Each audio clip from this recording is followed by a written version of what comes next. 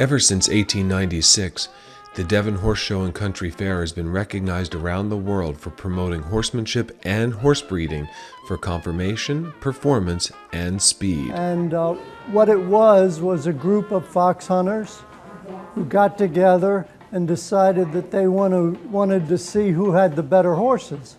So they started little competitions, actually on the same grounds that we're on right now. And then it developed over the years. As you know now, it's become one of the great horse shows of the world. It began with people like the Wanamaker family, whose trophy you see behind me. All of the older families that were involved in horses, and then eventually the Montgomery family with Hope Montgomery Scott, who became really the heart of this horse show. Really was responsible for a lot of the tradition, and she was a great lady. Philadelphia Story was written about her life, and we really revere Hope. Fox hunting and driving were the way you got around in those days. 1896, you drove horses, and then for fun you fox hunted them, so it was natural that they would have plenty of horses. And that's how it all got started. There was actually a Devon hotel here and on these grounds. And so it's really hallowed ground. It's been a horse show for 114 years. The main line railroad was responsible for a lot of the development of crowds. What would happen, and what still happens, is people would pick up, they would come to the horse show and their children would arrive by train from the mainline schools. So that built a tradition, sort of, it's still happening.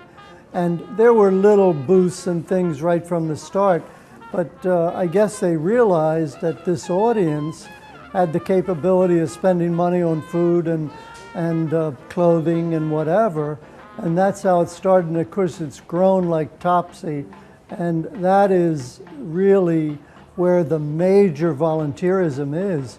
I mean, all of this work done by the Country Fair is done by volunteers, and they generate a lot of publicity for the horse show and a lot of money. There's a horse show every week, believe me, in this area. But in Philadelphia, did you go to the horse show? It's Devon. And this area, even up to today, is highly populated with horse people, horse farms, so we're very fortunate. And obviously they want to support the horse show. It really is the heart of our financial support.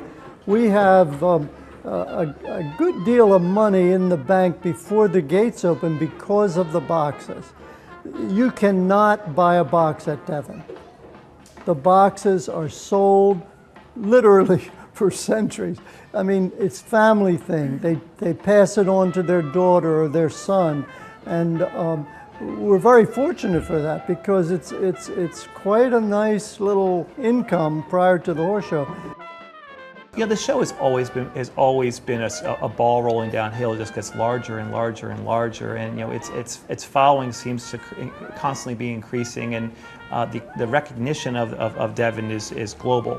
I can be traveling somewhere in the UK or somewhere else throughout Europe and mention Devon Horse Show, and if it's someone who has any familiarity with the horse world, they immediately acknowledge that they've heard of it, they know of it, they recognize it as one of the most important shows in the world.